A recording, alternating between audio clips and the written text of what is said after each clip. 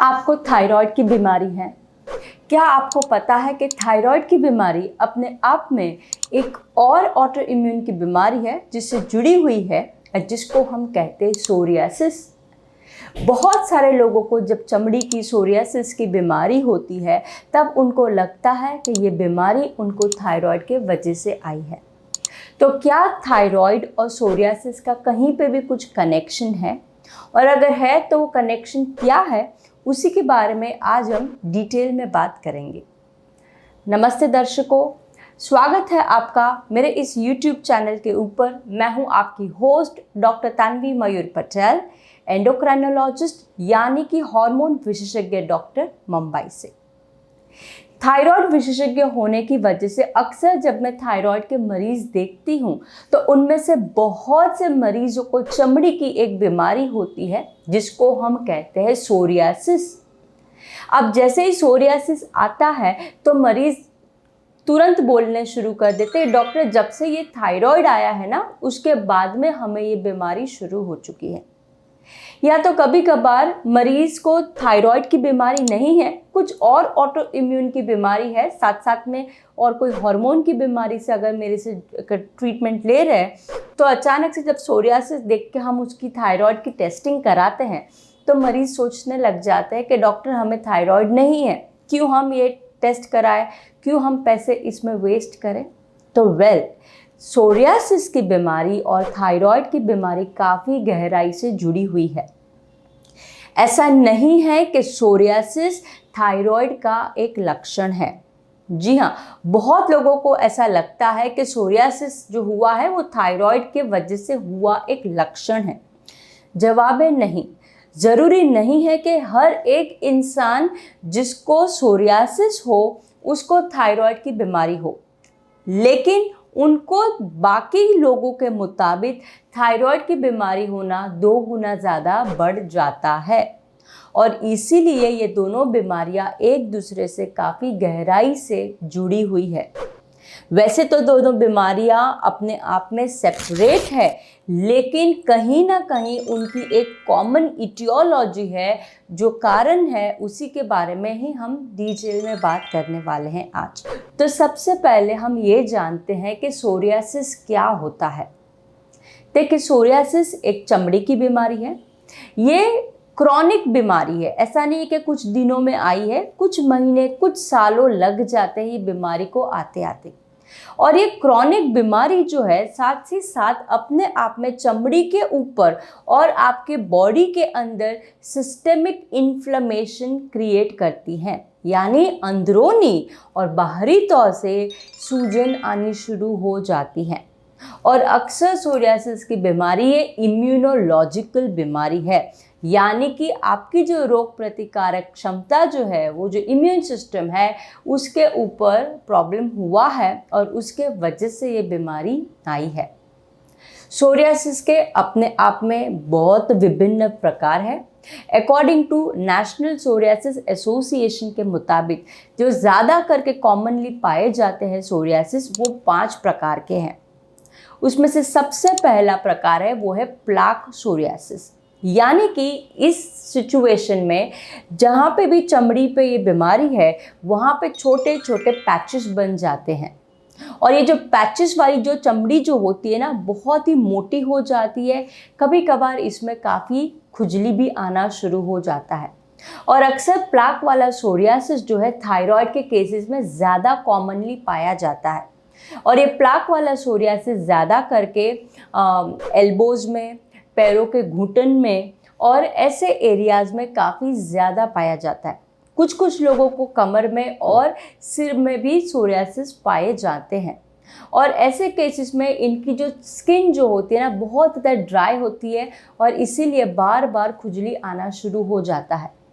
उतना ही नहीं, थायराइड में अपने आप में स्किन ड्राई हो जाती है। इसके वजह से कहीं ना कहीं जब भी प्लाक सोरियासिस होता है, छोटे लेवल तक भी थायराइड का हार्मोन का इम्बैलेंस रहता है, तो ये प्रॉब्लम और बढ़ जाता है।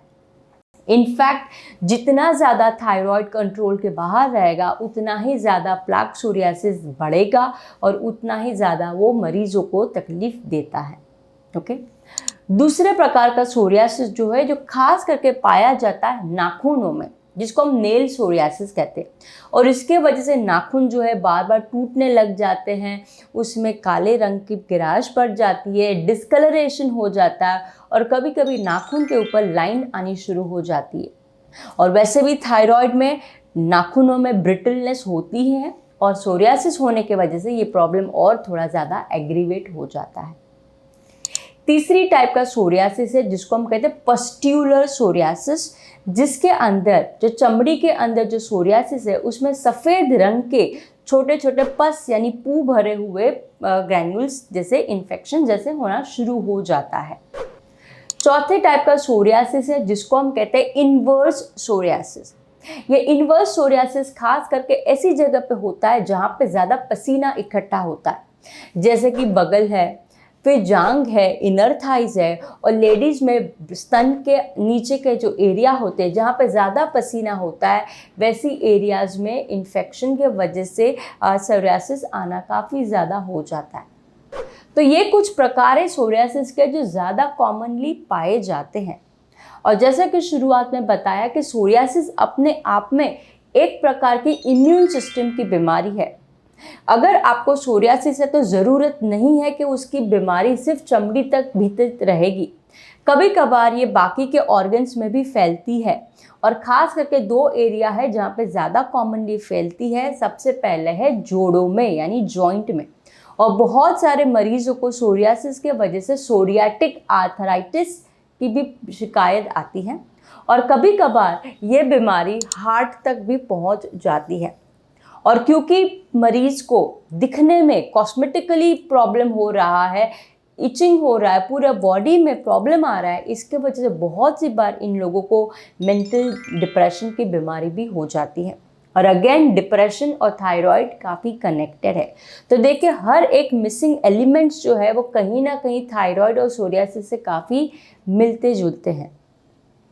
देखो वैसे तो सोरियासिस आने के पीछे बहुत सारी वजह होती है, लेकिन सबसे कॉमन जो वजह है वो है ऑटो इम्यून। जी हाँ, सोरियासिस अपने आप में एक प्रकार की ऑटो इम्यून की बीमारी में मानी जाती है, और इसीलिए अगर मरीज को एक आदि भी ऑटो इम्यून की बीमारी है तो दूसरी ऑटो इम्यून बीमारी आने के संभावना काफ़ी बढ़ जाती है। दूसरे ऑटो इम्यून की बीमारियां जिसमें आ जाती है विटिलिगो, दूसरा आ जाता है टाइप 1 डायबिटीज़, पेट में आने वाली एक बीमारी जिसको हम कहते हैं सीलिएक डिजीज़, खून की एक बीमारी है जिसको हम कहते हैं पर्निशियस एनीमिया, थायराइड की हाशिमोटोज डिजीज़, ग्रेव्स डिजीज़। ये कुछ ऑटो इम्यून की बीमारियां हैं जो बहुत ज़्यादा कॉमनली प्रचलित है और ज़्यादा करके हम लोगों को देखते हैं। तो अगर आपको सोरियासिस की बीमारी है तो हो सकता है आपको दूसरी ऑटो इम्यून की बीमारियां भी आए। मेन वजह जो है सोरियासिस की वो चमड़ी नहीं है, मेन वजह है आपकी इम्यून सिस्टम, और इम्यून सिस्टम ही ये सभी जगह पे अटैक कर रही है। सोरियासिस को पहचानना बहुत आसान है, जैसे आप डॉक्टर के पास जाएंगे वो एग्जामिन करेंगे, आपको वहीं पे पता चल जाता है। कभी कभी कुछ केसेस में स्किन बायोप्सी भी कराई जाती है चेक करने के लिए कि किस टाइप का सोरियासिस है। ओके, सोरियासिस वैसे तो कोई टाइम लिमिट पे जुड़ा नहीं है, लेकिन कुछ ऐसी सिचुएशंस है जहाँ पे सोरियासिस ज़्यादा करके ट्रिगर होता है, अचानक से फैलना शुरू हो जाता है।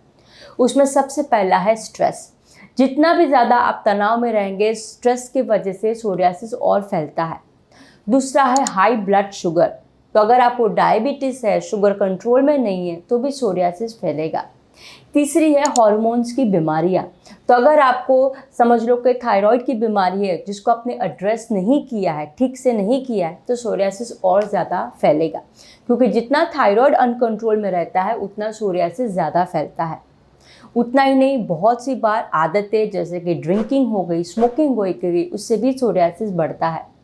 वेदर जैसे ठंडी का मौसम है, सूखा है, वैसे वेदर में भी सोरियासिस काफ़ी ज़्यादा फैलना शुरू हो जाता है।